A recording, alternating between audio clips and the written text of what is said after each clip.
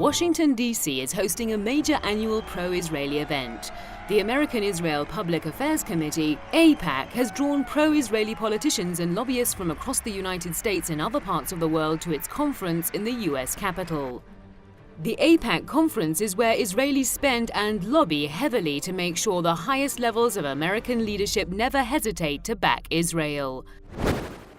AIPAC and the pro-Israel lobby do not care about authentic American interests. They do not care about the interests of the world. They are interested, of course, in what's good for Israel. And if there's a conflict between the interests of Israel and the United States, which happens consistently, AIPAC pushes for the interests of Israel, of course, propagandistically trying to portray Israel's interests as somehow the same as those of the United States. America's support is mainly in the form of military aid and diplomatic cover. Israel has used that support over the past decades to expand its occupation of Palestinian lands with impunity. Another instance of America's unwavering support has been its fierce opposition to any attempt to bring Israel's nuclear weapons arsenal under international inspection. Many believe such support has emboldened Israel to such an extent that it now considers its interests way above international law. So they are able to count on virtually unlimited support from American politicians of both major parties, and therefore from the U.S. government. Israel's expansionist policies of settlement and dispossession are, of course, not only unjust, but they're also illegal under international law, and they are therefore categorically rejected by virtually the entire international community.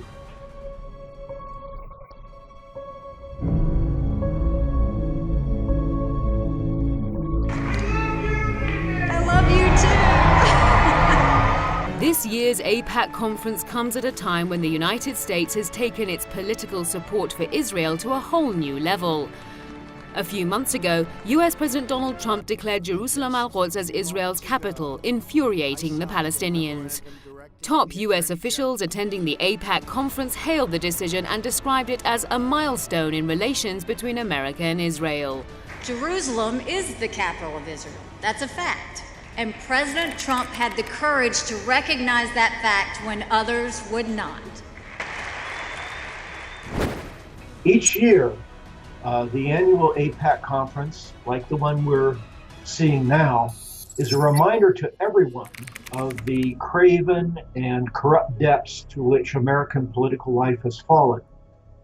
Prominent American politicians of both major parties each year at the AIPAC conference demonstrate their blank check support and devotion for Israel and to Zionist interests. All-out support for Israeli policies is the main theme of AIPAC summits. However, this year there were some alternative voices. The leader of the Zionist Union opposition party, Avi Gabay, called for the establishment of a Palestinian state. He slammed the expansion of settlements to remote parts of the occupied West Bank. This while the international community considers all Israeli settlements as illegal.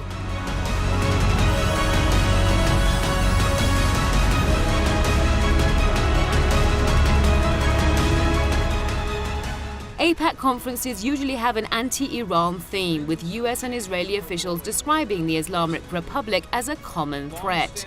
Israel has used AIPAC podiums to intensify its anti-Iran rhetoric, but some Persian Gulf Arab states received unprecedented words of support this year. The chairman of the Conference of Presidents of Major American Jewish Organizations in the US called on AIPAC to support the rulers of Saudi and the United Arab Emirates. The two Arab states are believed to have developed clandestine relations with the Israeli regime.